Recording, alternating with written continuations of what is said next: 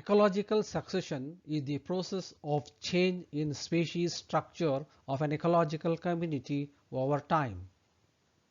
The time scale can be decades, for example after a wildfire, or even millions of years after a mass extinction. The community begins with relatively few pioneering plants and animals and develops through increasing complexity until it becomes stable climax community. The phenomenon or the process by which an ecological community undergoes more or less orderly and predictable changes following disturbance or the initial colonization of a new habitat.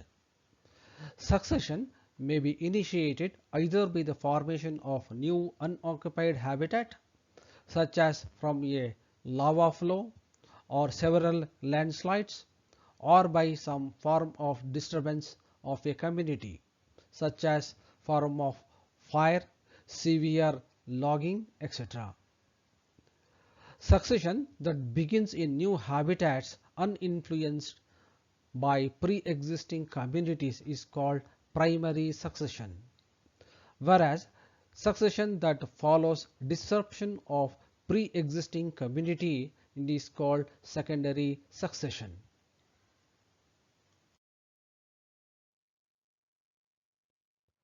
The successive replacement of one type of community by other of the same area or the place and it consists of three major categories. One is the pioneer, second one is the serial communities, and the third one climax community. The pioneers, these are the first invaded plant community in a barren area. And serial communities, it involves series of transitional developments of plant communities one after another in a given area. And in climax community, and it is the final plant community which gets established.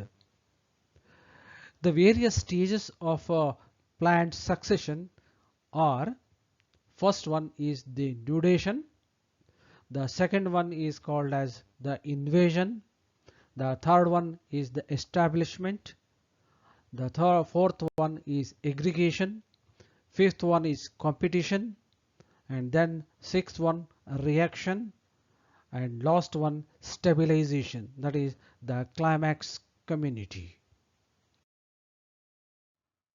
Now let us try to understand the details of these terminologies.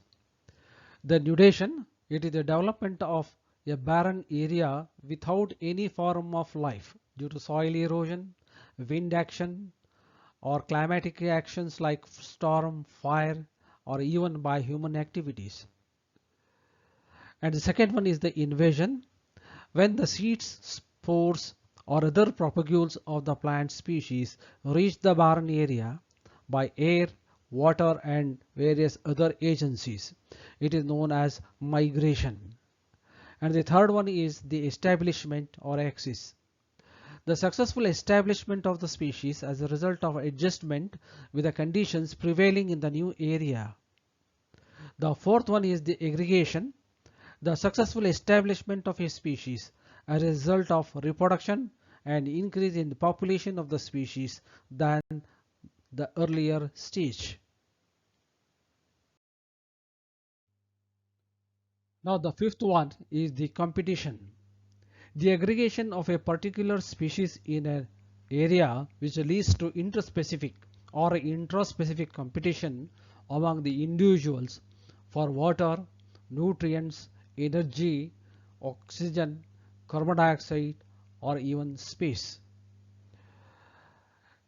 The sixth one is the reaction.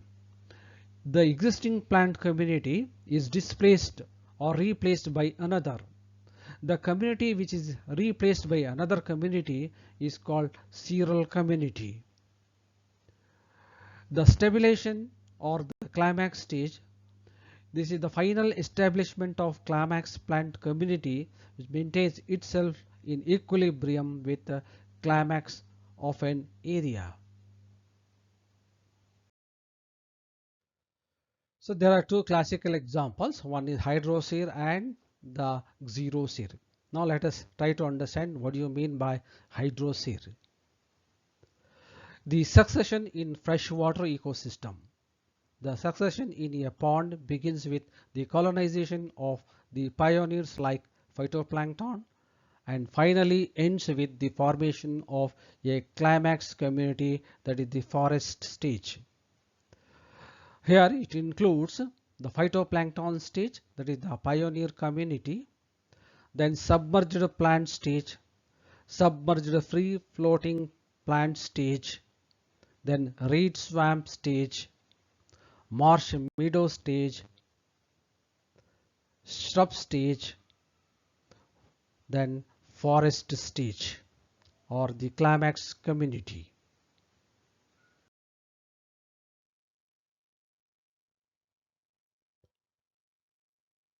This is a diagrammatic representation of various stages in Hydrosere. The first one, phytoplankton stage, then submerged plant stage, submerged free floating plant stage, then reed swamp stage, marsh meadow stage, submerged stage, and lastly forest community.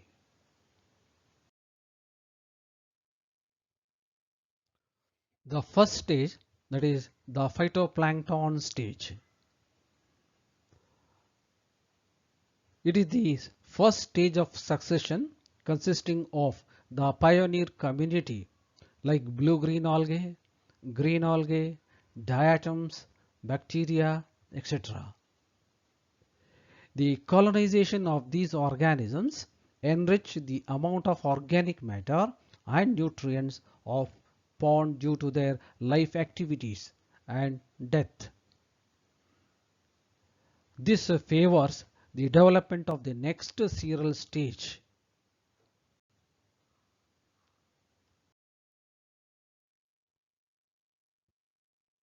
The second stage, that is the submerged plant stage. Here the death and decomposition of planktons and silt brought from the land by rainwater lead to loose mud formation at the bottom of the pond. The rooted submerged hydrophytes begin to appear on the new substratum. For example, plants like Cara, Utricularia, Vallisneria, Hydrilla, etc.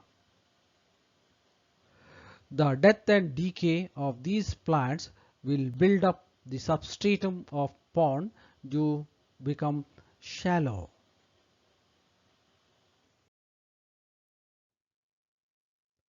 The third one is the submerged free floating stage. During this stage, the depth of the pond will become almost 2 to 3 feet. Hence, the rooted hydrophytic plants and with floating large leaves start colonizing the plant.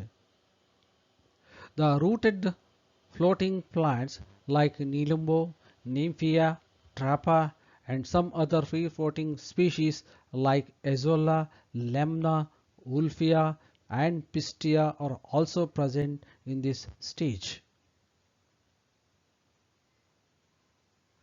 By the death and decomposition of these plants, the pond becomes more shallow.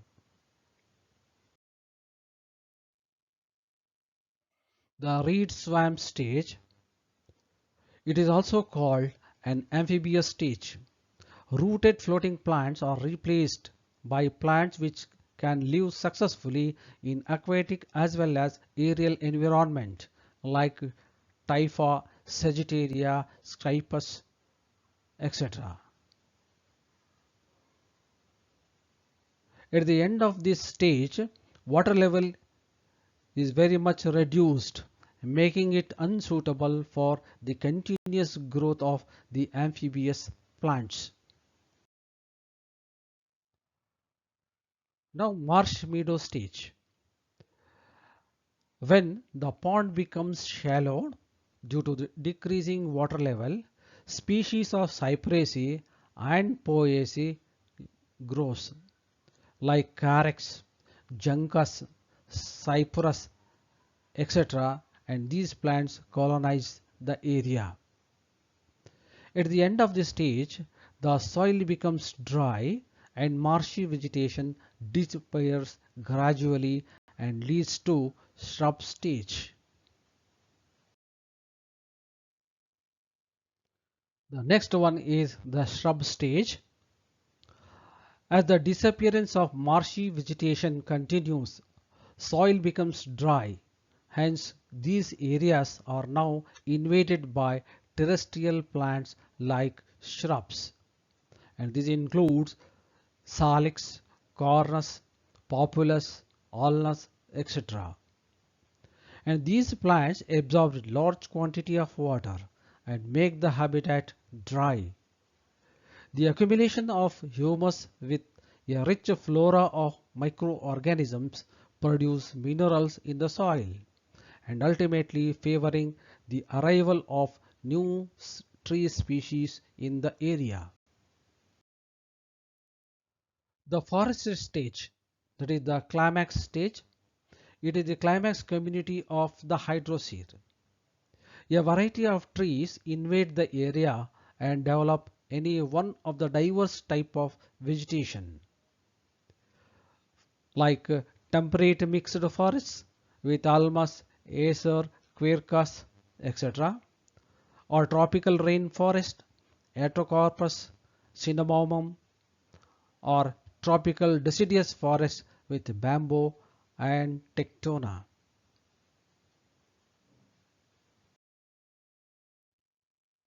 Now, xerosere.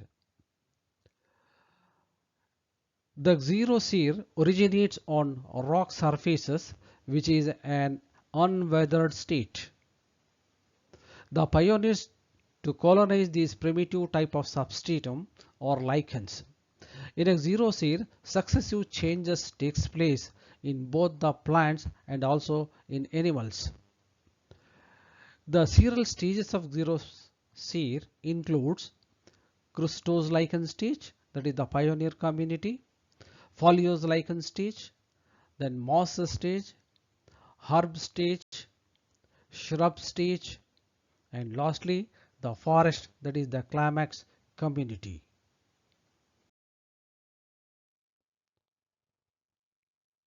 This is the diagrammatic representation of the various stages of xerosere.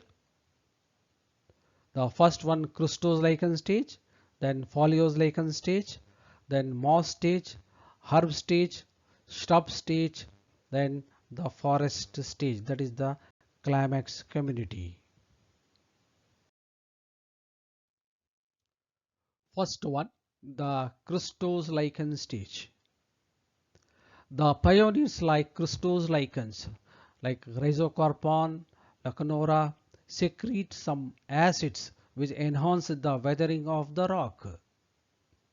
Then, due to this continuous process, small particles of the rocks are formed which together with the decaying lichens make the first thin layer of the soil on the rock surface. At the end of this, habitat becomes less fit for existing plants and is gradually replaced by another type of lichens, that is Foliose lichen stage.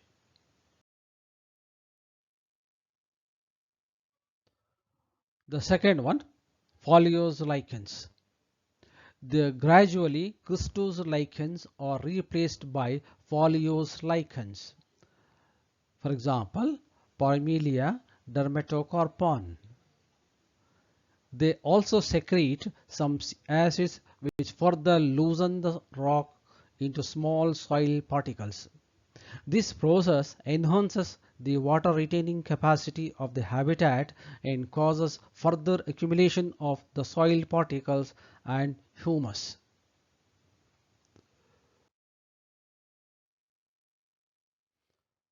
Moss stage. The existing Foliose lichens starts disappearing and favors the growth of some xerophytic mosses like Polytrichum, Tortula, Grimmia, etc. The luxurious growth of mosses competes with the lichens. Due to the death and decay of the mosses, further addition of the humus and moisture to the habitat takes place. Therefore, the next cereal community tries to replace the moss community. Then the herb stage. With the gradual disappearance of moss stage, herbaceous plants communities invade the habitat. The decaying leaves, stems, roots and other parts of these plants get deposited on the soil surface in the form of humus. It further increases the water holding capacity of the soil, and these conditions become more suitable for the growth of shrubs. In the shrub stage, the habitat change results in the invasion of shrubs like rus, ziziphus, caparis, etc., and are dominated by herbaceous plants. The death and decaying of the shrubs further enrich the habitat with the soil and humus. Therefore, the shrubs are replaced by trees which constitute the climax community. The forest stage, that is the climax community. The trees capable of growing in xerophytic condition try to invade the area which was occupied previously by the shrubs. Further, increasing the humus content of the soil favors the arrival of more trees, and vegetation finally becomes mesophytes. As the trees are deeply rooted and much branched, the climax stage remains unchanged unless some major environmental changes disturb it. To summarize, ecosystems are dynamic and they are constantly changing. Succession is a progressive series of changes in an ecosystem and its communities over time. In primary succession, a bare rock is colonized, whereas in secondary succession, which occurs in an area that has previously been occupied by living organisms and then is colonized after disruption. Ecological succession causes change in specific structure and plant communities. It transforms unstable community into a stable community. It progresses from simple food chain to a complex food web. It modifies the lower and simple life forms to the higher complex life forms. It creates interdependence of plants and animals. And human activities often prevent climax communities from forming. Thank you.